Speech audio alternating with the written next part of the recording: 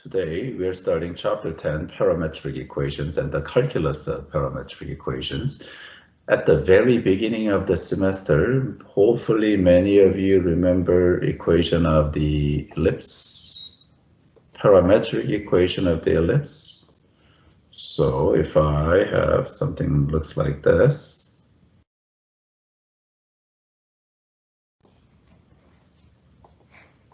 say this is A and this is B, then equation of this thing was x is equal to A cosine t and y is equal to B sine t. Do you remember this? Do you remember forgetting this? And then we could take a derivative and all that nice thing, okay? Now, what we are trying to do, because that's easy, that's basics. I already taught you how to do that. And then we know how to create equation of line and everything. How do we create equation of this curve? This is known as cycloid. Right? So I got graphics. Let's watch the graphics for a sec. Here's a wheel. Okay, and we are going to roll this wheel. Okay, there's a marker right here. Okay, and watch what happens. Okay, so that marker is going to throw something, and then this is rolling without slipping. So here's one revolution, and here comes the second revolution. So do you at least see what's going on?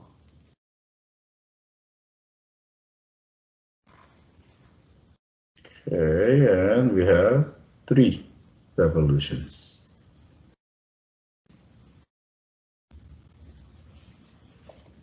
Okay, so this is the picture that I have here.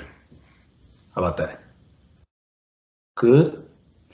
Now, how can we, because it's unthinkable to have a y as a function of x for something like this, right? So why don't I create, while we are there, actually, let me show you this. What?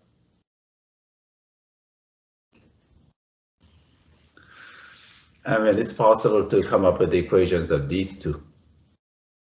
I mean, there's no reason we should just roll it on perfectly flat surface. We can roll it on top of the circle or underneath the circle.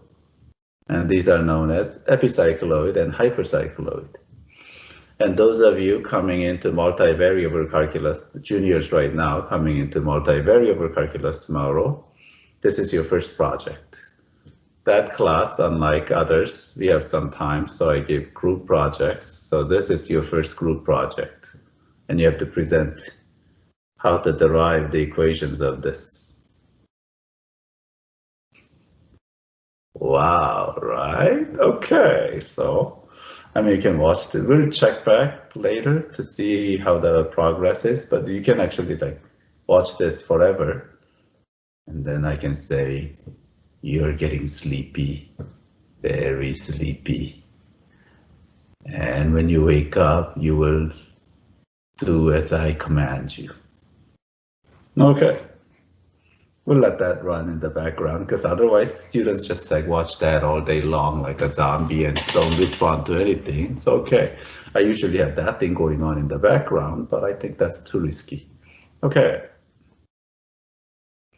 I'm gonna shut this thing down and then derive the equation of that thing, okay? So say there's a circle. Okay, and I'm gonna put the coordinate axis.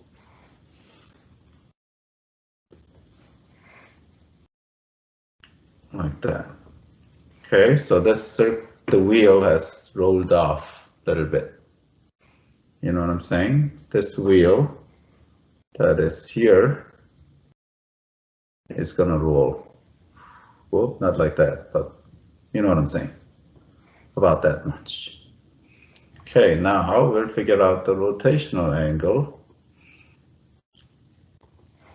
So from the center, this thing has rolled, let's say, that much. Whoa, no, this computer is slowing down. Okay, I'm gonna have to, oh yeah, it's going on, but this is eating the resources, so I'm gonna have to get rid of that. Okay, so first we're good. Actually, I'm gonna move this thing to the right just a little bit because there's a reason. Okay.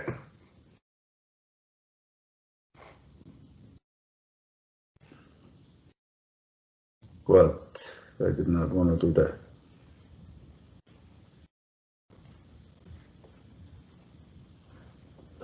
Okay, so this is the angle that this thing rotated. So first we're good. I'm going to call that angle not theta but t, because we usually use t. So first circuit. Okay, then I'm going to zoom way in. We need to figure out this coordinate x and y. You know what I'm saying? So this is a coordinate x and y. That's going to be our parametric equation x and y. Good? Say yes. Okay, let's do y first, because y is easier. Let's call the radius of this thing r. Okay? So this is r. Let's calculate the y coordinate. This is y coordinate, this distance, isn't it? When you say y, y is that much, isn't it? And x is this much. Remember x, y? So for so good, so our y is this whole thing, r minus that much, right? So somebody tell me what that much is, this much. How much is that much? R sine t. That much is r. Why am I so anal? Don't answer that question. I'm gonna color code this thing. So that much is r cosine t, right? You see that? That much is right there. So we'll subtract r cosine t. You with me? Say yes. So that is common factor r, 1 minus cosine t. How about that? You with me? Okay then. Let's do x. X is slightly harder. Because x, this much is x. Well, that's gotta be this whole thingy minus that much, right? So somebody tell me at least what that much is. R sine t. That is r sine t, isn't it? So we have something minus r sine t. So only thing that is left is, what is this much, the whole thing? Now tell me, if you get this, then you know what you're doing.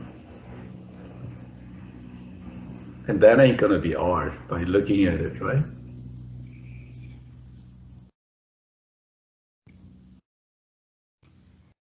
Feel free to jump in at any time. This whole thing, remember this just rolled off, right? And so we're gonna have curve. That's gonna look like that, right? How much is that thingy? RT. RT, who said RT? Me. Oh, wow, the RT is correct. Y'all agree this is RT? What? Okay, Sarah, explain to the class why this is RT. It's really simple. It's just the arc length with an angle of t. Exactly. This arc length is the same as this distance that this thing moved, isn't it? But then, do you remember forgetting arc length formula? R theta? Yeah, that's kind of what it was. You want me to review why that is RT or R theta? Now is the time. Otherwise, I'll just assume you know and move on. It's only true in radian, but calculus is only done in radians. Okay, so what we have is this RT. So this thingy is common factor R and T minus sine T. If you punch these in your graphic calculator or Desmos can do two-dimensional parametric equations, by the way. Just have to Google how to do it. And then you will see this beautiful curve that you saw before. Huh, how about that? Okay, that's beautiful. Then what we want to do is find the calculus of these things, okay? First thing, I want to find dy over dx. dy over dx, okay, let me write it here.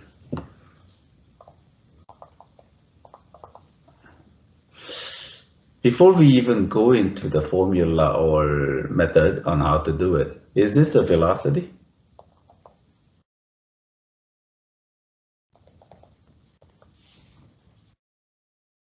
Is it? No, because y and x are lengths. Oh, thank you so much. Wow. I was about to lose faith, but yeah. Okay, no, God, no. Derivative does not automatically mean rate. Okay? What does that mean then? Derivative just means slope. You know what I'm saying? Slope.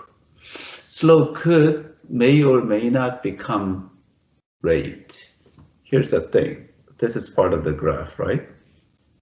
And if this is t in seconds, let's say, and this is x or y, whatever, in meters, then the slope has a unit of meters per second, right?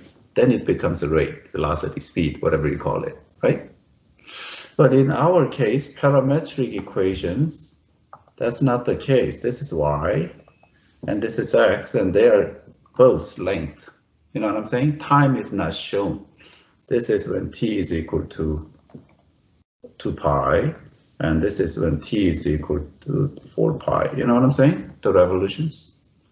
So if you find the derivative, it is this.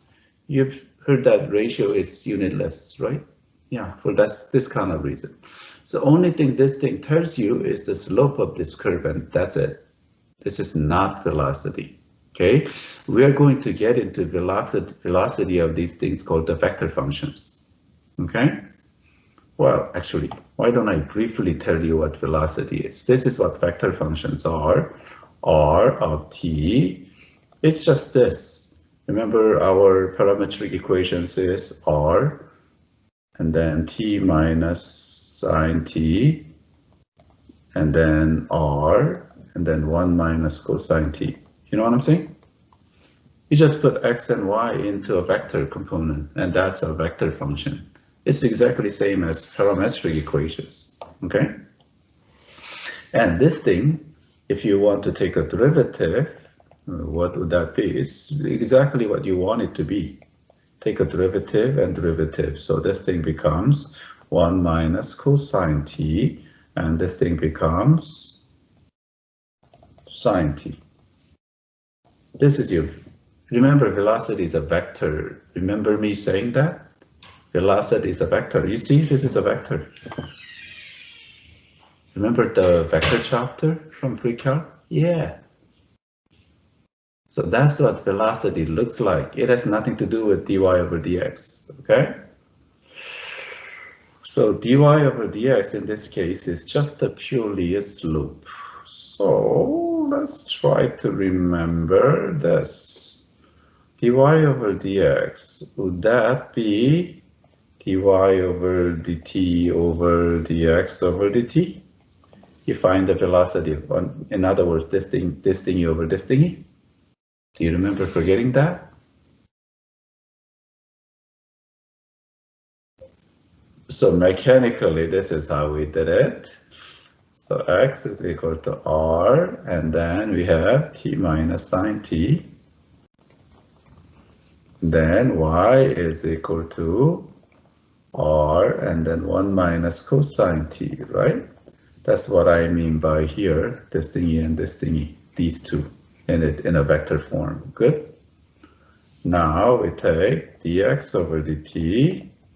So this thingy becomes r and 1 minus cosine of t, and then dy over dt, and this thingy becomes 1 dies, so sine of t, right? So in a way, this is a velocity x component, velocity y component. If we take a ratio of that, do you think that'll give you the direction of the particle that is moving? Yeah. That's the idea behind it physically. I'll push this thing down a little more. So dy over dx is this thingy over this thingy, r sine t over r, so we cancel r, and then 1 minus cosine t. You know what I'm saying? Okay, once again, this is not velocity.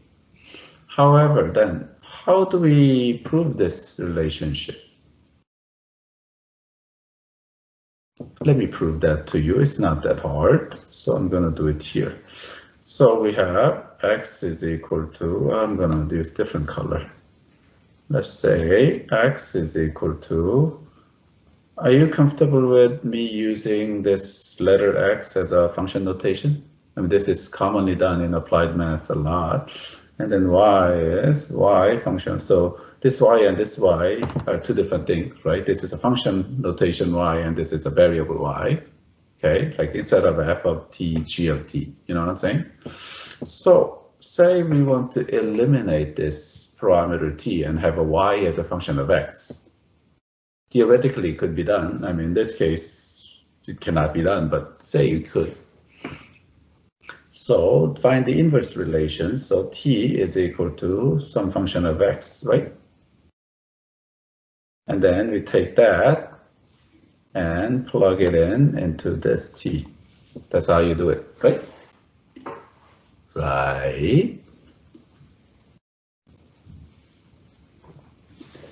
So if you have enough algebra to do it, then what that gives you is y as a function of t, but then t itself is a function of x. So we have this.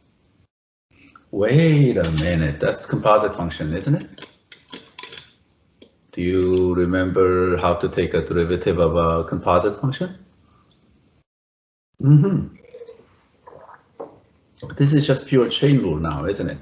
So if you wanted to take dy over dx, then you will take dy over dt, outside function, and then the Dr. rule, remember? And then dt over dx, eh? Yes. But then these are just fractions now, right? So that's same thing as dy over dt over dx over dt, huh? How about that? But intuitively, it's gotta be true, right? Yeah, okay. You don't have to know the proof of this, but you should at least see it once in your life. Okay, then, so this, remember, is not velocity. Just remember that. Then what we have to find is this. Remember how awful this was briefly in chapter 3, was it? And how many of you think this is acceleration? God, no, right? Of course, if this thing was not velocity, how would the derivative of that be an acceleration? Then what the hell is this? What good is it? This thing only tells you where about the concavity of the curve, and that's it. And this is one of the most useless things in real life, but mathematicians are obsessed by it. Problem likely to be on your AP, therefore likely to be on your chapter test, quiz, whatever, right? Yeah, okay. Like some students never get this throughout the year. Let's try to get it. One last time. Okay, so let's develop the theory first. This second derivative is just basically this, isn't it? Right? Say yes. Okay, now if we take a letter substitution, if we let z to be dy over dx, z dy, in other words, this thingy, you know what I'm saying? Heck, I'll just write it, i.e. z is equal to, this thingy, sine t over 1 minus cosine t is what I mean, okay? Then what happens is this thingy is equal to c, right? That's just dz over dx. You with me? Wait a minute, c looks like this. It's a function of t. X, of course, is a function of t. So in fact, there's a parametric equation between x and z, just same way as before, right? So we can use this scheme again. This will be dz over dt over dx over dt, eh? Isn't it? You know what I'm saying? So this is how things are done. If you try to memorize this as a formula, you will never get it right, okay? And many people have tried and never succeeded. Okay, so let me do this for you. I'm gonna push these things down a little more. Okay, so remember our z. What's this? After finding dy over dx, we call that a z, another variable. Okay, then we have to find the derivative with respect to t. Do you still remember quotient rule? Denominator squared u prime v minus uv prime. Yeah, u prime cosine t and times v minus u and v prime. Derivative of that. Oh, that's this, right? Say yes. Okay, do you see that has negative cosine square minus sine square, right? Say yes. Okay, so we have cosine t minus 1, eh? Do you see that? Too much trig identity? Okay, how do you simplify this? Like this, right? Of course. Too much algebra? Ne? Okay, then now we can do this thingy. Remember, is this thingy divided by dx over dt, and we already have dx over dt over up there, right? That thingy. So we just recycle that. So what we have is negative 1 over 1 minus cosine over r 1 minus cosine t. You get it? So we have negative 1 over r 1 minus cosine t squared. How about that? Here's an interesting question for you. Tell me when this curve is concave down.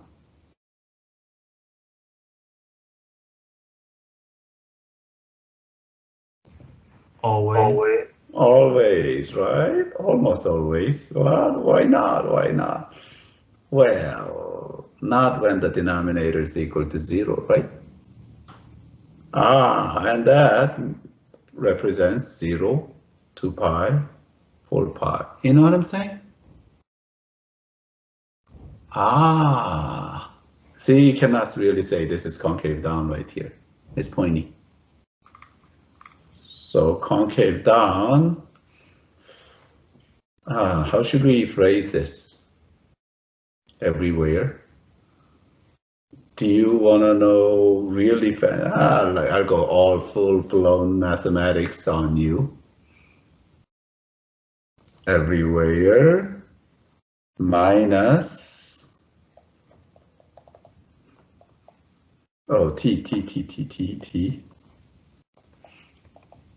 t is equal to 2k pi.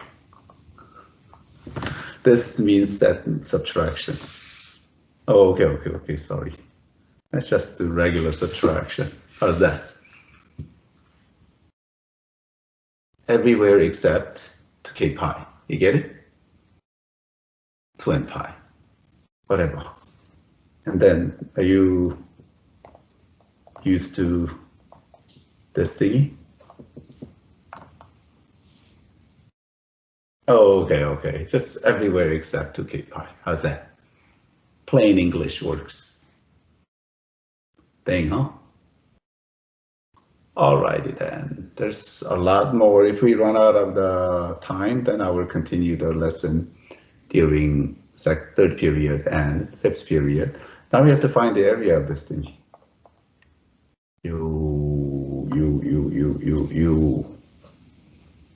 Okay. Because I have to give a lesson over 2 days because tomorrow you're taking test. So as usual, let's draw a rectangle. Because we always drew rectangles when we're finding area, right? So this is our rectangle. Let's get the dimensions. So this is y. And this is dx, right? So our dA, nothing has changed. Our dA is still y times dx, isn't it? It has to have some kind of x and a y dimension in order to have an area of a rectangle. But what is our y? Y was this, r, and then 1 minus cosine t, wasn't it? That was our y. What was our dx over dt? Wasn't that the same thing? And then dt. You see how convenient that is? Whoa, let's go back. dx, you see? This is my dx right there. So move dt over. You know what I'm saying? Oh, are you confused yet? Well, okay. Instead of shoving it into the integral and simplify, it's so much better to simplify it now. So r square, and then this is 1 minus 2 cosine t plus cosine square t. Right? Do you guys remember how to integrate cosine square? What was cosine square? Identity time. It had a denominator of 2. Now I've almost given it away. 1 plus cosine. Yes. Wow, at least one of you remember. We can always derive this, right? So if we simplify this, this is r squared. Here's 1/2 with this 3 over 2 minus 2 cosine t and plus 1/2 cosine 2t. Okay, let us show our integrity. Okay, so our A now is, well, from here to here, that's 1 revolution, so that's gotta be 2 pi, eh? And then put r squared here. Yes. Huh? How did you get to 3/2. Here's a 1/2, right? And here's 1. Okay. So we put 3/2 minus 2 cosine t plus 1/2 cosine 2t dt. Whenever you do this, and from 0 to 2 pi, the trig functions usually die and give you nothing. Why would that be?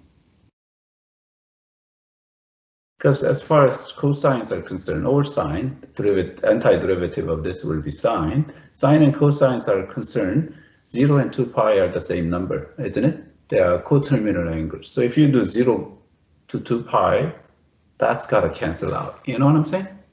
So this is usually the only thing that contributes this. And that's not the case if it's like 0 to pi over 6, then you have to evaluate it. But 0 to 2 pi is a very nice limits of integration when it comes to trig functions. Okay, watch. 3 over 2, I'll just do it. T minus 2 sine ta. And this is sine 2t, check, is plus chain rule plus 1/4 here, right? Now let's think about it. If you plug in 2 pi, it's 0 anyway, but even if it's not 0, sine 2 pi and sine 0 are the same thing. You know what I'm saying? So these two just die. So this is the only thing that gives you, so wow, this is times 3 pi, eh? So we have 3 pi r squared is the area of the cycloid under one arch. So we want to find the arc length of this cycloid, and given by the equation x is equal to r, and then it was t minus sine t, like that, and then y is equal to r times 1 minus cosine t. Good? Okay, then we have to find this arc length. So we'll take this little tiny bit and call it ds. That's ugly. ds. And then we'll of course approximate this with a little, almost a right triangle, like that. Good? Okay then. Now, little space. Let's first figure out this theory. ds squared is equal to, of course, the x squared plus the y squared, eh? So, of course, ds is square root of this thing. Right? Now, we used to, what chapter was it? Chapter 7? We used to factor out the x out here, or dy out here, depending on what our need is. And then back then, I told you, sometimes in parametric mode, we have to factor this out, because t is our, as you can see, t is our variable. Then what does this look like? Well, we factor the t out like that. So we have dy over dt square. Oh, that didn't really plus, and then let's say dy over dt. Okay, so this is the format that we're going to need. So in order to do this, don't start with a formula with the integral, that's bad. What we are going to do is calculate these things first. So with differentiate with respect to t, so we have 1 minus cosine t here, right? And then dy over dt will be 1 dies, so negative cosine becomes sine. So far with me? So now my ds is square root of, using this thingy, what we have, so this thing is square plus this thing is square. So we'll put r square 1 minus cosine t square plus r square sine square t dt. How about that? Good? With me? Okay, then we have to multiply this out. Ew. So we'll have at least r squared. It's common factor, so take it out of the square root. So we'll have 1 minus 2 cosine t plus cosine square t plus sine square t dt. Good. And then look, we have cosine squared plus sine squared, eh? That gives you 2. So we have Rn square root of 2 minus 2 cosine t dt. With me so far? How are you going to integrate this? The calculator is the easy way, but if you wanted to integrate this by hand, how are you going to do it? Okay, let's tweak it just a little bit, okay? Can I take 2 out like this?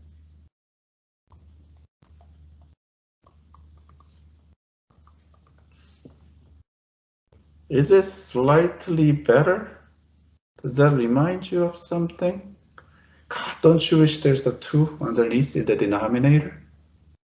This is what I mean. Or, don't you wish this thing looks like this? Why would you want to wish such a thing, right? What is the benefit of having 2? Does that remind you of some kind of trick identity? It's the double angle formula. A double angle? Wait. Well, I think you're thinking the right thing and saying the wrong thing, right?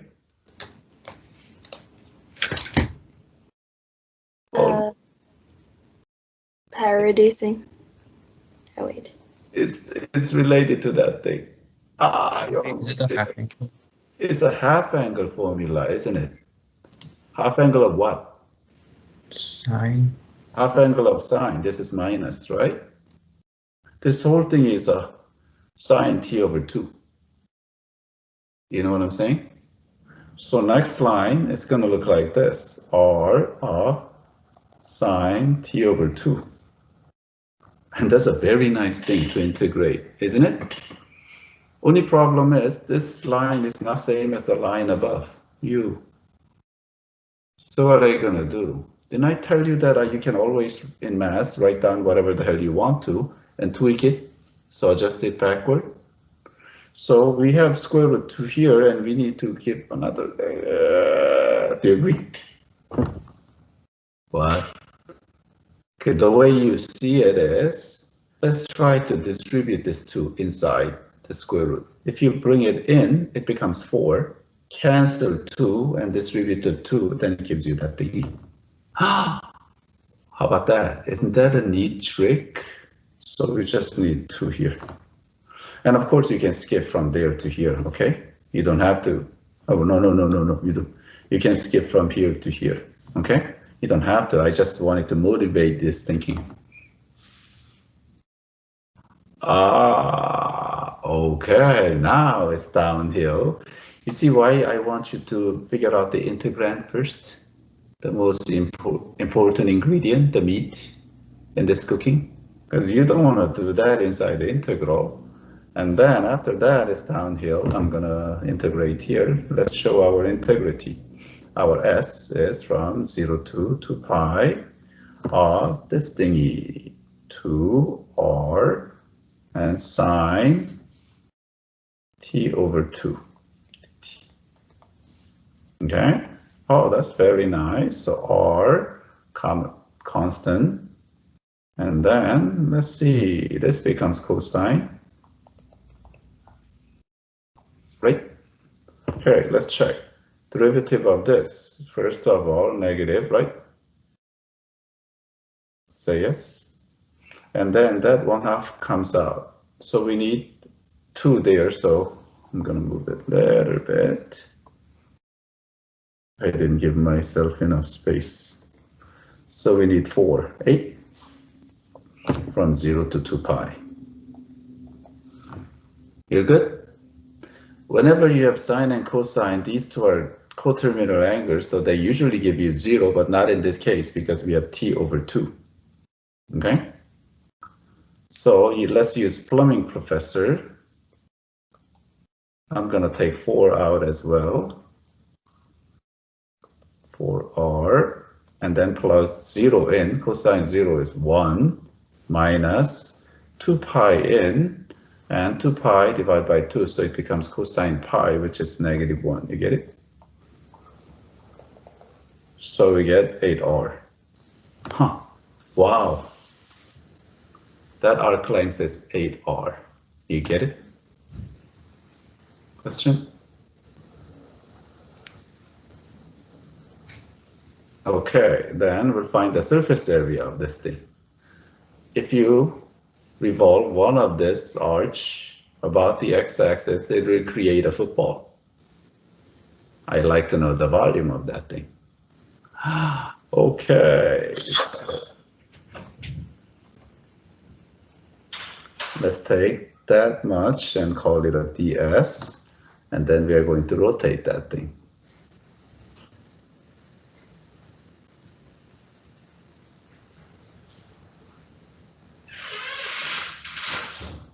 So we create this thingy, and that thingy. You know what I'm saying? Ah, that's ugly. Is it better? Ah, whatever. Okay, so that is one dA that I'm using. Okay. Now, let's get our dimensions, shall we? So that's ds, and this much is y, isn't it? From here to here. Good. Okay, so we need dA. dA, I'm gonna do it here. This dA is 2 pi y, right? So 2 pi of the radius and ds. Okay, 2 pi. What is our y? We have to go way, way, way up. Our y that we derived is here. That's our y, right? R times 1 minus cosine t. So let's come back. So we have R and then 1 minus cosine t. What is ds? ds, of course, is this thingy we have here, right? Let's pick it up here. That I need to use that one. Of course, it's this, but then I want to combine it with this thingy. You know what I'm saying?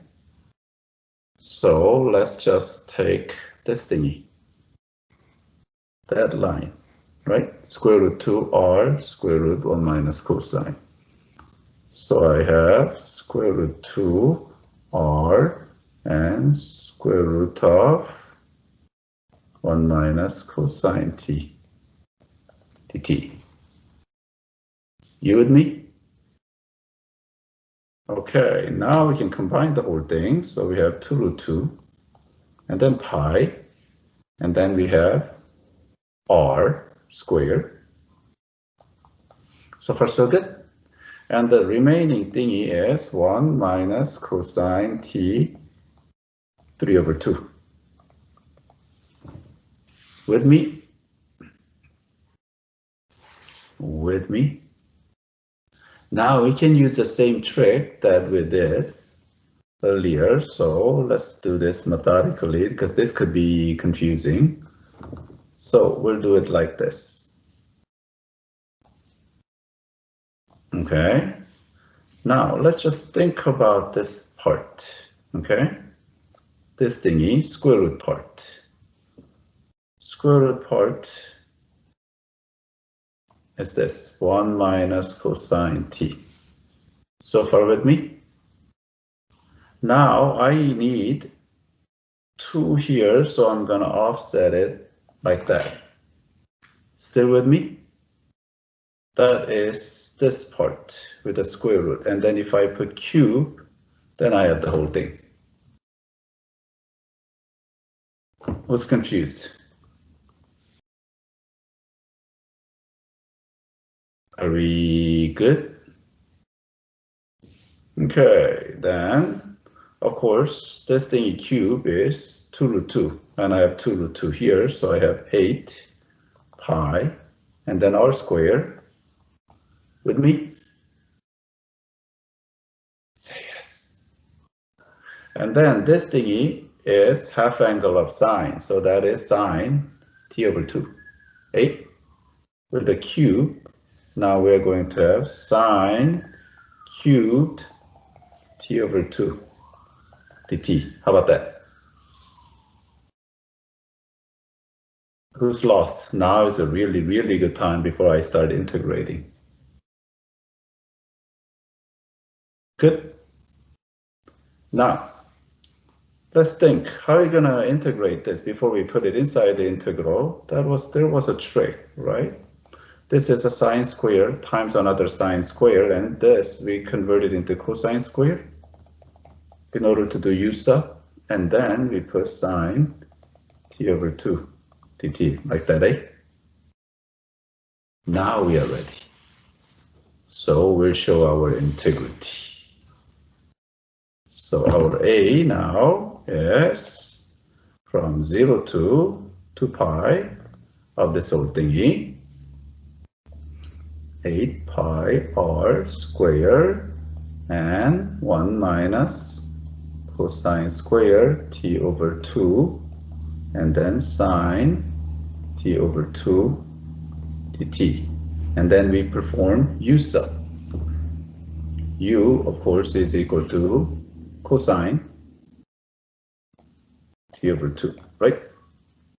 Du is then negative sine t over 2, therefore 1/2. Who's lost?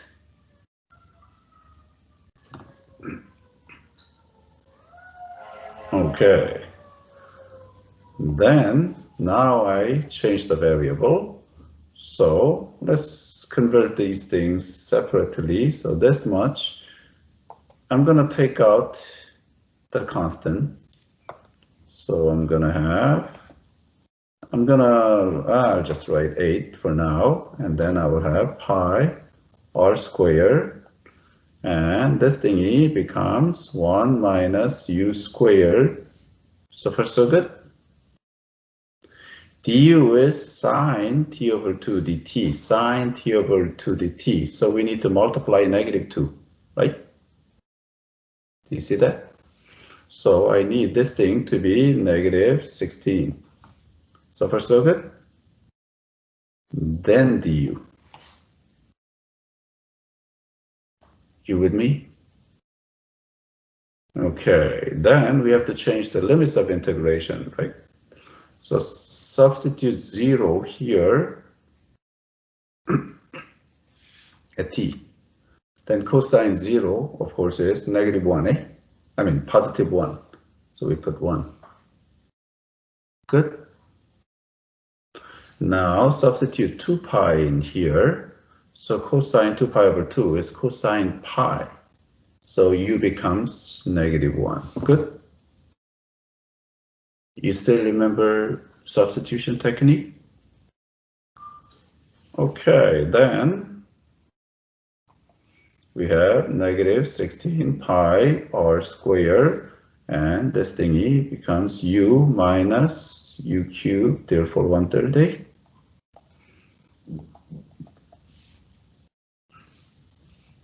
Good. Okay, so this is how I do things. First of all, can I switch these two and make this thing positive? Yeah, plumbing professor. If we switch the limits of integration, then you get the opposite. Yeah, that's nice. So we'll have 16 pi r squared. Instead of all of this minus all of that, this is how I do it. This minus this. So 1 minus -1, which gives you 2, and then minus 1/3 of this minus that. You get it?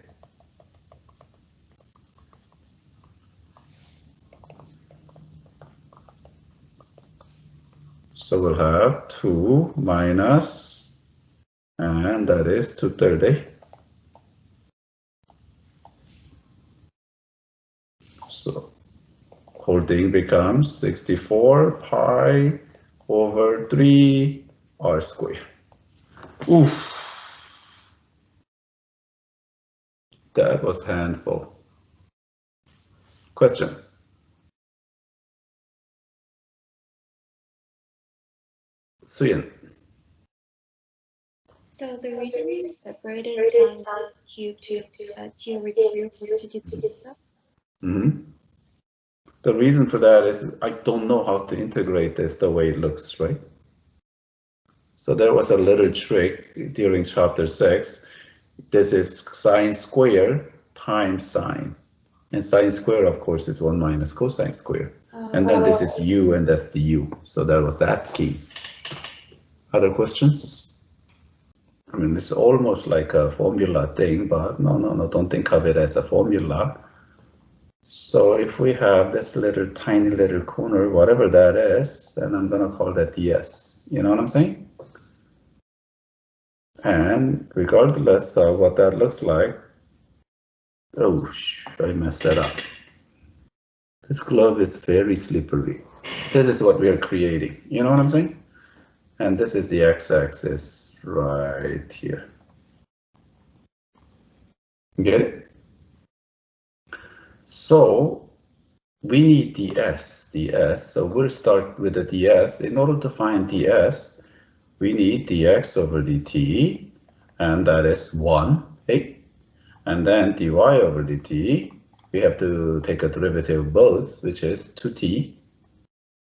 Good.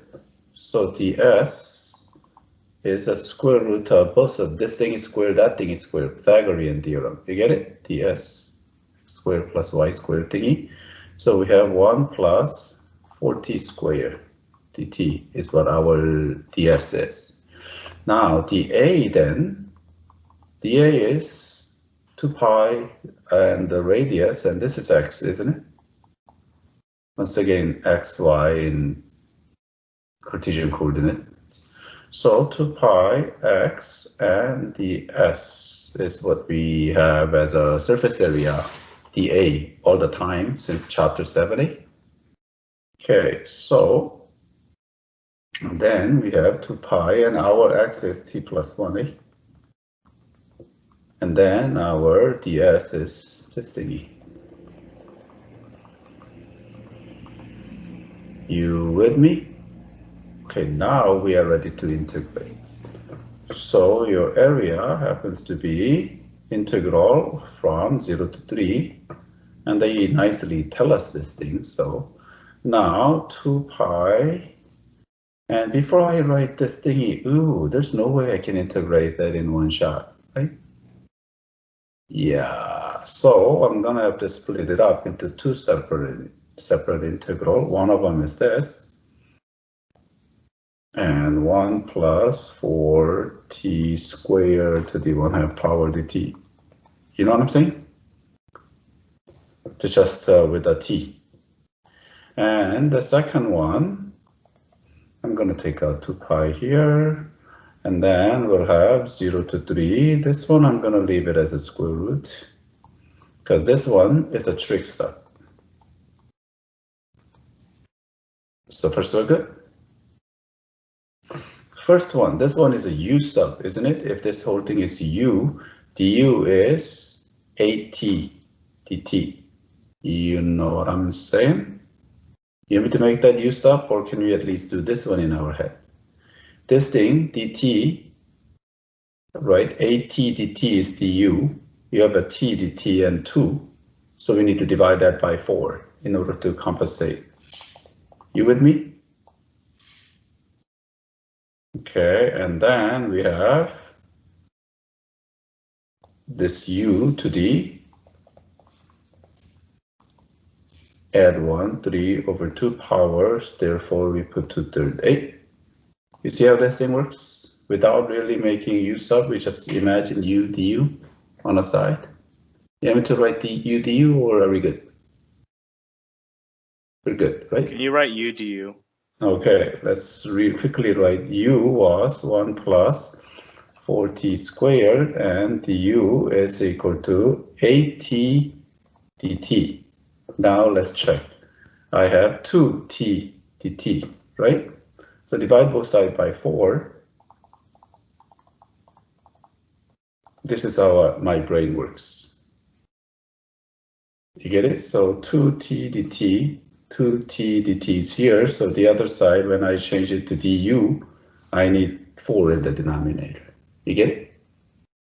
So this part you can write it on a margin, scratch paper, imagination, and then bang, and then this is u to the 2 to 3½ power, but we never write u, just stack. You get it? That's how you do u sub in your head.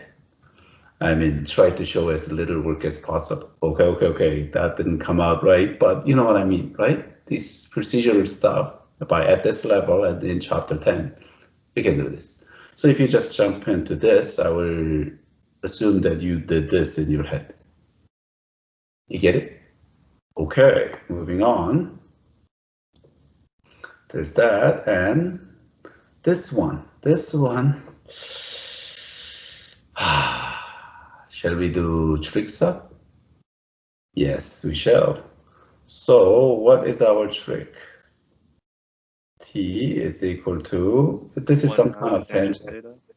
1/2, right? In order to cancel that for tangent theta. And then square root of 1 plus 4t is equal to, plug it in, so this becomes secant theta. And then dt, of course, is 1/2 secant squared theta d theta. So shoving that all in, 2 pi here. Wait, we have a half here, right? So 1 pi. And integral of this thingy is, this is a hideous one, this thingy times that thingy, right? Secant cube theta d theta. There she is again. Secant cube.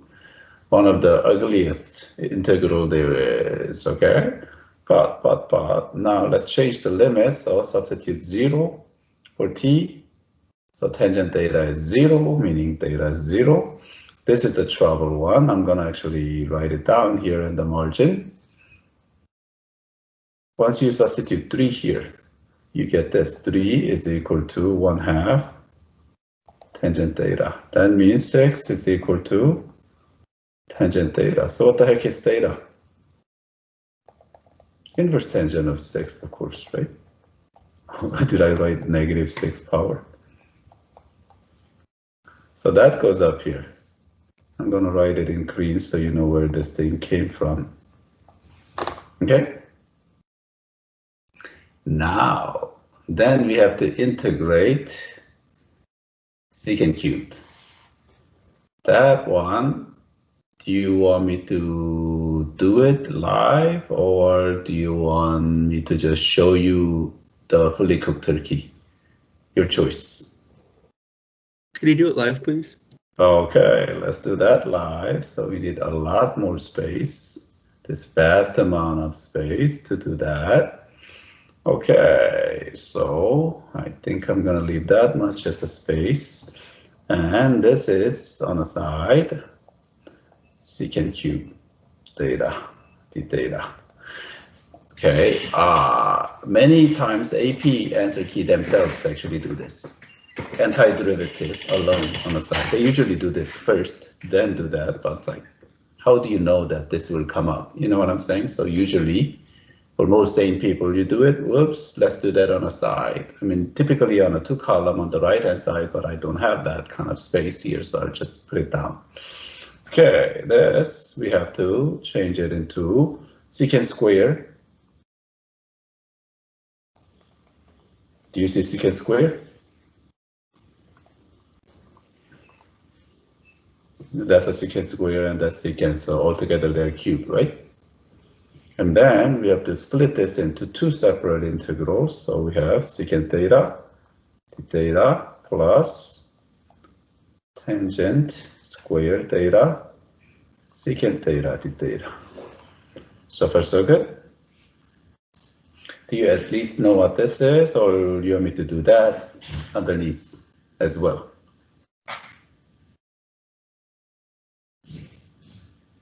This one Maybe I'll write it and see if it triggers your memory. You can kind of do this in your head. That's what it is. You want to see that live? Nah? Okay. Then this part, how do we do this thingy? That is integration by parts. But U and dV, you have to pick what dV is first, because that's the difficult part. We have to integrate this. Which one of this do we know how to integrate easily? This one.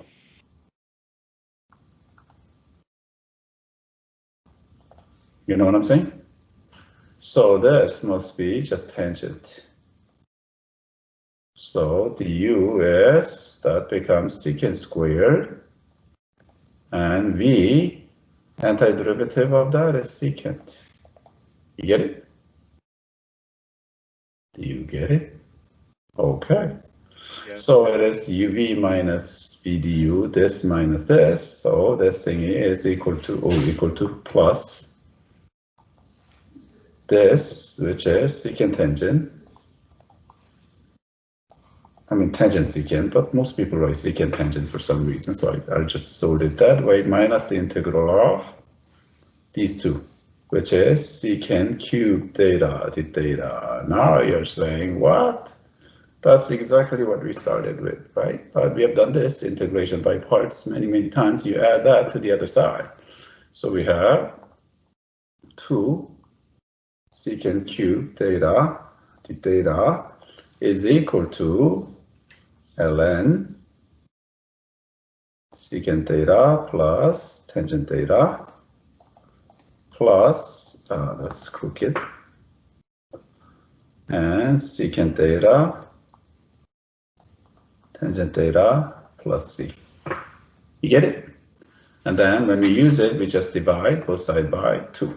How about that? You get it? Okay, going up here, I'll just divide it now. Because this is a computer, right?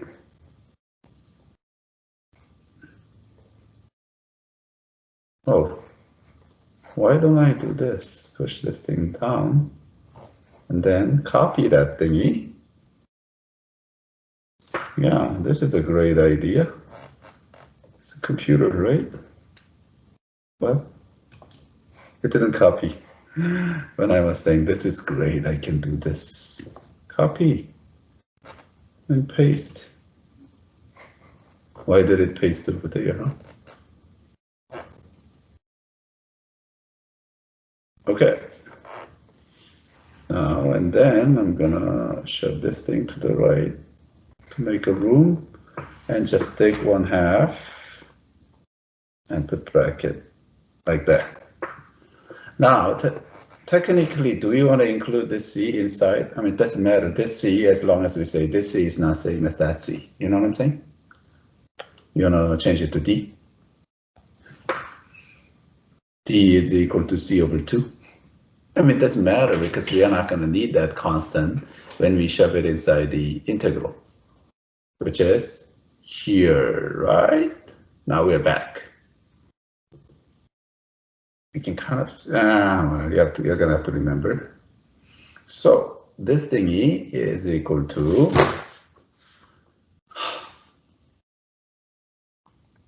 pi over 4 to third 1 plus 4t squared 3/2 to the 0 to 3 plus, now this thingy now becomes pi over 2, remember that 1/2 earlier, and then ln secant theta plus tangent theta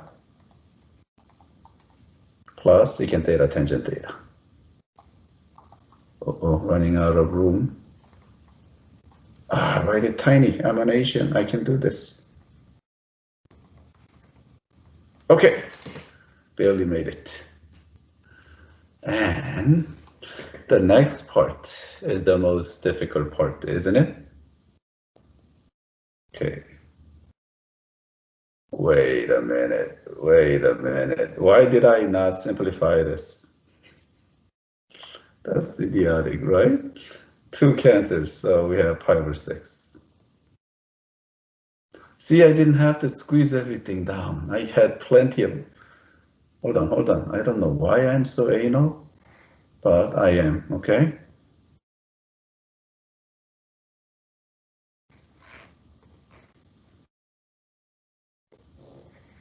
Actually, I had plenty of space, see? Had I remembered to simplify that. So this is inverse tangent of 6, and that's 0.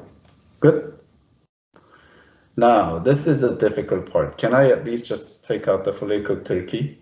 This thing, if you evaluate it correctly, 5 over 6, and then 37 to the 3/2 power minus 1 plus pi over 2, and this will be ln and square root 37 plus 6 and plus 6 square root 37 is what it ends up being. Okay, the secant here, okay, of course, a little bit of a Pythagorean theorem is needed to evaluate the secant of inverse tangent of 6. Can I trust you know how to do that much? We're kind of running out of time here. How much time do you have left in the class? 6 minutes. Yeah, so we have to move on to the next problem now, right? So do that much. Okay, wow, that was a gigantic, see how long that is? This was gigantic problem. Okay, let's go to number 22. Okay, line segment joining the origin and HR is revolved about the x-axis. Okay. So parametric, kind of, was it chapter 10, was it? Last year? Don't remember, right? It's brand new, huh? Oh, let's blame it on the pandemic, right? Yeah, okay. So we have a coordinate axis like this, and we have a vector.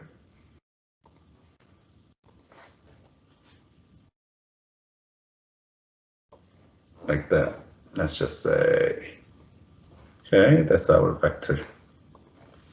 And this vector is, let's say, what was it?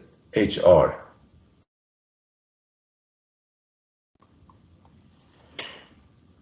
And we're going to revolve this about the x-axis, okay? But before we do that, let's just figure out why this thing is our parametric, okay? Let's think like this. There's many ways to do it, but this is the easiest way. X is equal to something. Our beginning point is 0, 0, right? And our ending point is HR, correct? So if I write it like this, do you see? I'll just write it and then try to explain.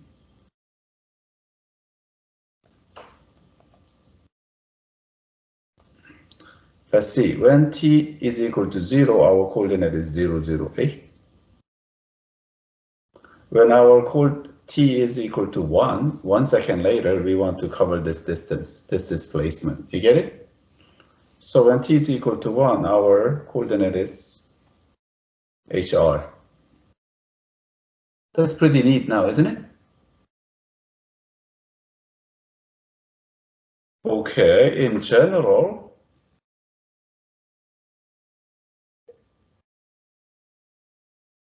say we have a vector.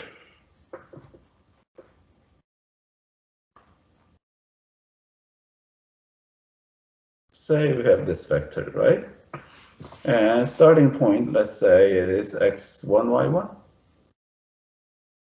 Okay, x1, y1. And then ending point, let's say is x2, y2. Okay, and then you want to come up with a parametric equation, which will become vector function today in the lecture on the video. So you just write it like this. X1, Y1, so that's your beginning. You know what I'm saying? And then plus, you need to create this vector. And last year we called that thingy V, right? V vector is just this minus this, right? Yeah. Let's just call it HK, right? H is Y2 minus Y1, K is, H is X2 minus X1, Y is, I'll just write it here. And then K is Y2 minus Y1. You know what I'm saying? Your slope, usual thingy. And then, I have a better name. Why am I calling it HK? This is a perfect name. Delta X and delta Y. Ah, right. Then what we do is we just put delta X here and delta Y here. Basically, X2 minus, you know what I'm saying? So 1 second later, we just add delta X to move that much. 1 second later, we add delta Y and move that much. You get it? So you can just look at it and tell by looking at it. And those of you physics people, does that look familiar to you? X naught is equal to VT, and then of course plus 1/2 AT squared. Yeah, that's what it is. Okay, so this is it for us. Now we are going to revolve this about the x-axis, okay? So we'll take this little area right there, and we call that ds, and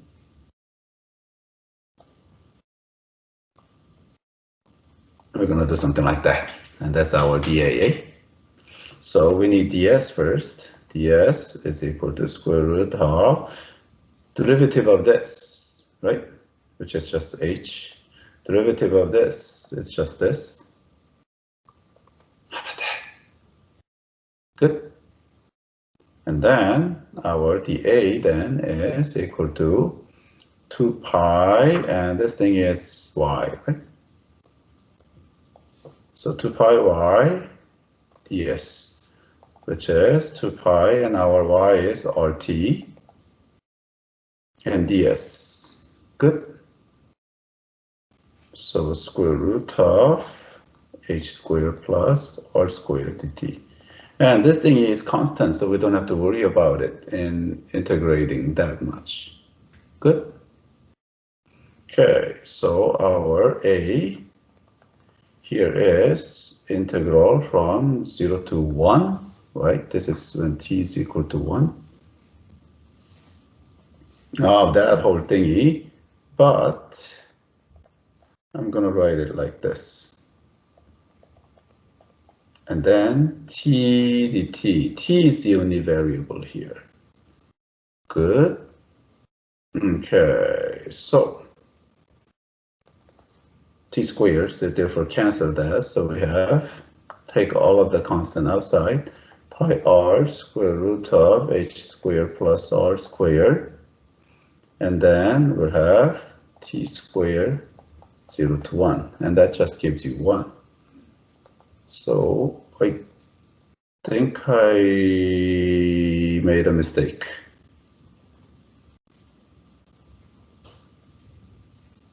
Where is the mistake? Y is RT.